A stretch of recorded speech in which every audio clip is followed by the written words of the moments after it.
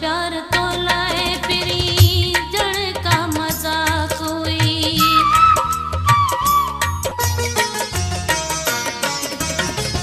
मुझो प्यार तो लाए पिरी जड़ का मजाक हुई।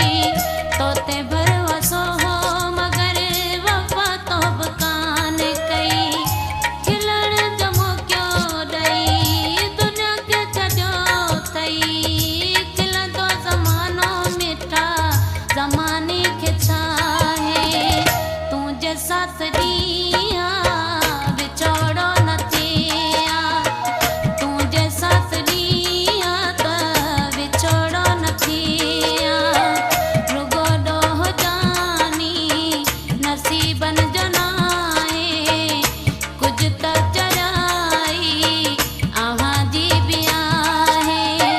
तुझे साथ दिया बिछोड़ो न थिया। तुझे साथ दिया त बिछोड़ो न थिया।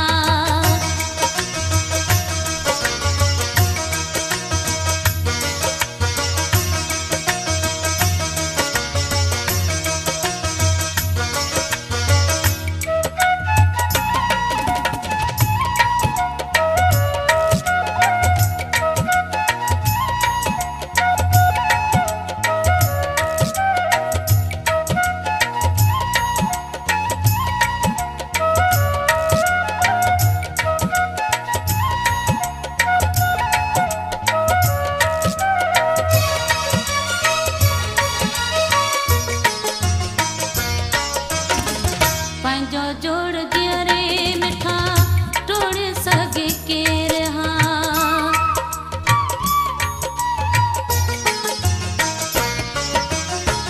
पंहिंजो जोड़ रे मिठा टोड़ सघे केर हां। जुदा कोन थियूं हा पिरी तुंहिंजे खोड़ी पे।